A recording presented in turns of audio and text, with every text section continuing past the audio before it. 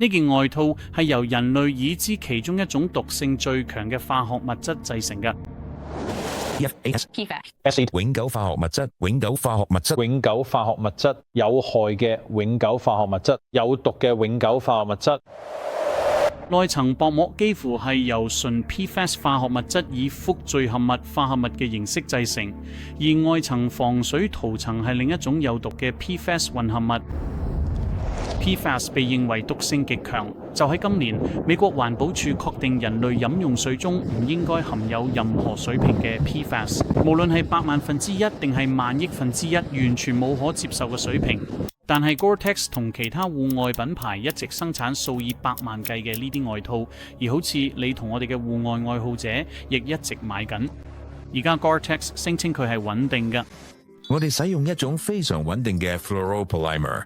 膨體聚 PTFE， 佢製造我哋嘅 Gore-Tex 薄膜。喺成品形式下，佢 PFAS 會從外套中洩漏或脫落。但係老實講，我唔信任 Gore-Tex， 咁我就整咗呢個出嚟。呢個係我自製嘅降雨室，喺啱啱好夠放一個我哋 Amazon 買嘅人體模型。你哋仲記得 Fred 係咪？我哋計劃係等水壩系統入邊運行足24個鐘，以防 Fred 或者任何組件入邊含有 PFAS。我會測試啲水，然後幫 Fred 着上一件全新嘅 Gore-Tex 外套，再運行多24個鐘，然後再測試一次。如果 PFAS 水平上升，就證明 Gore-Tex 同類似嘅外套正喺度主動釋放 PFAS。但係就算唔係嘅，就算 Gore-Tex 完全穩定， DWR 唔會滲入環境，製造 PFAS 化學物質嘅過程肯定會。5點半最新消息，兩間大公司已經同意就水源污染問題達成近7億美元嘅和解協議。杜邦公司同一間名為 Chemours 嘅繼承公司，原則上同意向超過3500名 Parkersburg 地區嘅用水客戶支付6億7千萬美元。呢啲客戶聲稱飲用水受到污染，並令佢哋生病。PFAS 就係所謂嘅永久化學物質。佢係一種人造化合物，強度大到需要相當於閃電嘅力量先可以分解嘅，或者需要幾千年先可以自然分解。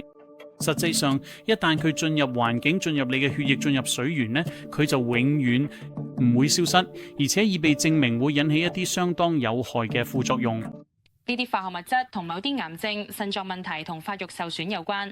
肝臟受損、高膽固醇啦，導致肝臟受損、免疫系統減弱同癌症。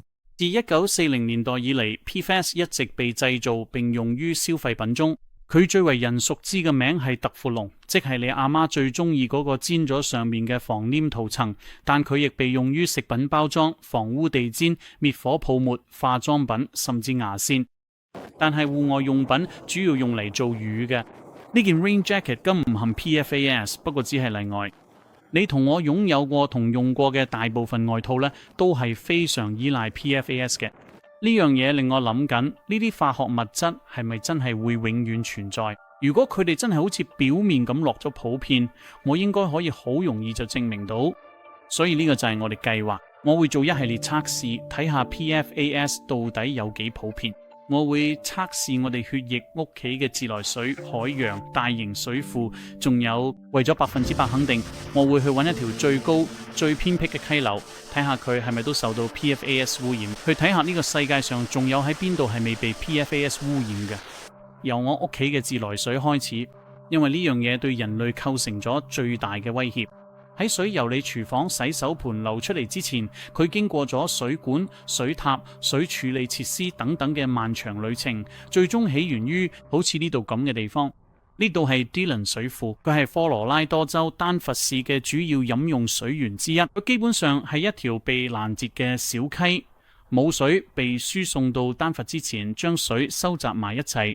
如果好似咁樣嘅水庫受到 PFAS 污染，就冇乜嘢可以阻止佢進入飲用水，因為直到今年為止都仲未有聯邦法規要求水處理廠去除飲用水中嘅 PFAS， 所以水處理廠根本就喺相關嘅設備去處理。至少喺目前，好似我身後呢間水處理廠都只係希望水源入邊嘅 PFAS， 呢個亦都係我想揾出嚟嘅答案。你同我中意去行山，飲水嘅水源受污染程度有幾深，而戶外用品行業又對呢啲水源造成咗幾大污染。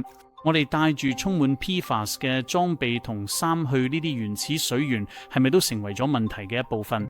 因為幾乎所有我哋帶去野外嘅嘢，都用過某種 PFAS 化學物質處理過，即係 DWR 或者持久防水塗層。我哋喺雨嘅褲、帳篷，甚至連睡袋入邊嘅羽絨都用過 DWR 處理過。如果你諗下喺野外整濕係我哋最驚嘅嘢之一。我哋依賴裝備嘅保持溫暖、安全同乾爽，而呢個就係問題嘅一部分。PFAS 嘅防水、防油同防污方面表現太出色，令到佢公司唔敢唔用。因為如果競爭對手有性能更好嘅產品，你可能就會去買嗰個。所以儘管我哋由1980年代就已經知道呢啲化學物質係有毒㗎，但各大品牌依然繼續使用。甚至連開始生產冇 PFAS 產品嘅品牌都唔能夠完全保證佢哋嘅產品係冇 PFAS 㗎。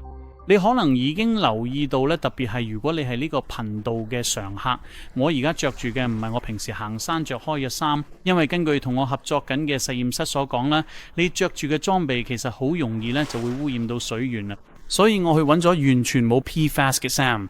喺揾啲過程中，我發現咗一件好有趣嘅事，就係喺品牌拒絕標榜冇 PFAS，因為佢哋保證唔到真係完全冇。相反，佢哋嘅講法係佢哋並非刻意使用 PFAS， 而佢哋講嘅原因係因為機器好容易會受到污染。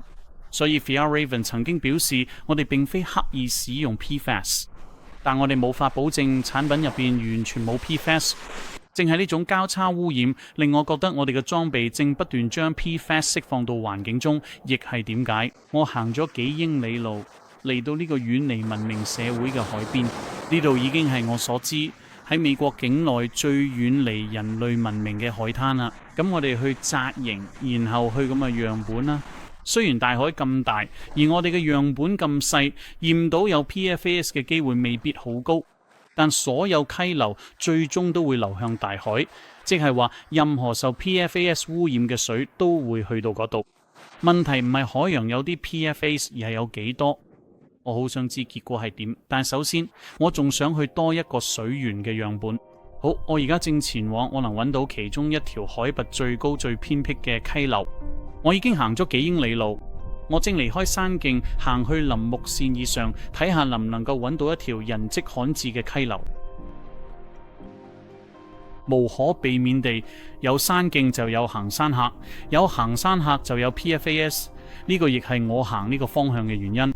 呢度上面嘅山徑，呢度又冇乜高山大嶺引到班攻頂友，有個湖仔啫。但呢頭啲湖多到你唔信，大把啦。所以呢個山旮旯地方真係冇乜嘢會引到人嚟。即係話，如果世上仲有條溪流係冇 PFAS 嘅，咁呢度就係最有機會嗰個。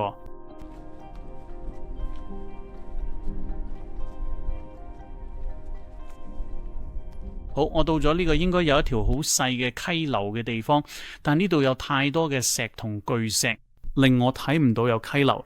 但我又覺得有少少奇怪，因為我隱約聽到附近有啲流水聲傳過嚟，所以其實我特別揀咗呢個地方嚟行，其中一個原因就係因為喺呢個湖同埋嗰啲冰川之間真係乜都冇，只係得大自然嘅景色同埋寧靜，所以呢度應該係我哋揾到未受污染溪流嘅最佳機會，而呢度勉強算係一條溪流。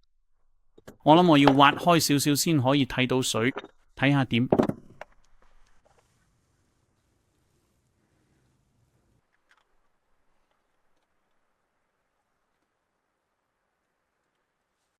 好啦，將呢個攞返去實驗室。好，我已經將樣本送去實驗室，而家結果嚟我手啦。等我試下用一個唔會令你覺得悶死嘅方式去解釋下。首先，我要澄清一下 ，PFAS 係一個統稱，指佢係一組包含超過15000種唔同化學化合物嘅化學物質。據我所知，每一種被研究過嘅 PFAS 化學物質都被發現會引起健康問題，但係當中有2種特別嚴重。就係 PFOA 同埋 PFOS 呢2種化學物質被認為毒性極高。美國環保署早喺2002年就強制要求停產。美國環保署表示，人類飲用水中唔應該含有呢兩種化學物質，但係對於濾水廠嚟講，要完全清除呢啲化學物質被視為係唔切實際嘅期望。所以美國環保署表示，佢哋正喺度發布一項可強制執行嘅標準，即係低於萬億分之4.0。為咗等大家知道呢個份量有幾細，萬億分之4就等於佢唔止一個，而係20個奧運標準游泳池入邊滴入4滴水。所以研究顯示，即使係佢微量嘅 PFAS 都會對人體健康造成威脅。但係我採集嘅樣本入邊又有幾多呢？結果顯示，我屋企嘅自來水含量最高 PFOA 係萬億分之5， PFOS 係萬億分之3.1。水庫嘅含量排第二， PFOA 同 PFOS 都係萬億分之1.3。海水樣本只係驗出萬億分之0.75嘅 PFOA， 但係要記住，海洋嘅水量係非常巨大嘅。呢啲發現既有趣又令人擔憂，但真正引起我注意嘅係 Gore-Tex 外套測試。正如我之前所講，佢放入外套之前，我先用水壩系統入邊循環咗24個鐘。呢個系統一直循環緊同一批蒸餾水，而放入外套前嘅蒸餾水樣本係唯一一個冇驗出 PFAS 嘅樣本。之後我擺入一件全新嘅 Gore-Tex 外套，將同一批水再循環24個鐘，然後再測試。結果嗰啲水驗出咗5種唔同嘅 PFAS 化學物質，包括萬億分之0.65嘅 PFOA， 而呢種物質理應喺2016年就已經被淘汰。但係件外套仲釋放咗萬億分之21嘅 PFBA， 呢個係我所有樣本入邊驗出任何 PFAS 含量最高嘅一次。關於 PFBA 有2點非常有趣，而且令人擔憂。第一，美國環保署唔會對佢進行監管，但環保署引用嘅研究顯示 PFBA 可能會導致甲狀腺、肝臟同發育問題。佢 Gore-Tex 係咪正喺度向環境釋放有毒化學物質呢？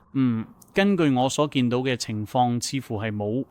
但比呢個更令人擔憂嘅係，從 Gore-Tex 外套釋放嘅同一種化學物質，竟然係我哋高山溪流中發現嘅唯一一種化學物質，含量係萬億分之4.7。起初我以為呢個只係巧合。從 Jackie 釋放嘅化學物質，竟然係偏遠高山溪流中唯一嘅化學物質。但深入研究之後，發現 PFBA 似乎係最容易嘅偏遠地區被發現嘅化學物質之一，因為同好多 PFAS 化學物質唔同，佢可以隨水蒸發並隨雪落下，從而擴散到成個地下水層。咁遠足人士係咪帶住佢充滿 PFAS 嘅裝備去呢啲偏遠地方，從而污染緊溪流同其他純淨水源呢？可能未至於會造成好大嘅影響。PFAS 係一種好廣泛使用嘅化學物質，而會去任何一個特定地點嘅野外活動人士數量又咁少，大部分污染可能係嚟自其他源頭。但呢個係一個戶外頻道啦，我想集中講下戶外用品行業嘅當中扮演嘅角色，同埋我哋可以做啲咩。而好消息係，情況已經開始改變。加州同紐約州都已經通過咗法例，限制嘅衫入邊使用 PFAS。而 REI 亦都宣布佢哋唔會再賣含有 PFAS 嘅產品。呢樣嘢對好多大型戶外品牌造成咗好大壓力，包括 Gore-Tex， 令佢哋終於要停止使用 PFAS。而 Gore-Tex 已經開始生產同推廣佢哋唔含 PFAS 嘅 EPE 薄膜。呢啲都係好消息，但我哋仲未完全脫離困境。REI 只係佔全球戶外裝備銷量嘅大約17%，即係話仲有好多品牌同裝備嘅生產同銷售緊，而呢啲嘅可能係含有 PFAS 嘅。咁你可以做啲咩呢？ Well， 你可以做啲喺呢類影片結尾成日聽到嘅嘢。Well， 你可以寫信俾你嘅代表，你可以寫信俾呢啲品牌，話俾佢哋聽你想見到更多唔含 PFAS 嘅裝備。你可以捐錢俾提高 PFAS 意識嘅慈善機構，你仲可以分享呢段影片，等更多人知道呢。咁我哋每日都用緊嘅有毒有害化學物質。如果你擔心我嘅血液情況，我之前提過去做嘢檢查，我只係一直揾唔到個好時機去講個結果。結果顯示我血液入邊大約有1000兆分之一嘅 PFOA 喺度循環緊，但係實驗室亦都話我聽呢個數值低過全國平均水平。即係少過4000兆分之一，所以我希望呢樣嘢唔係咩大問題，因為我都冇咁嘅可以做到。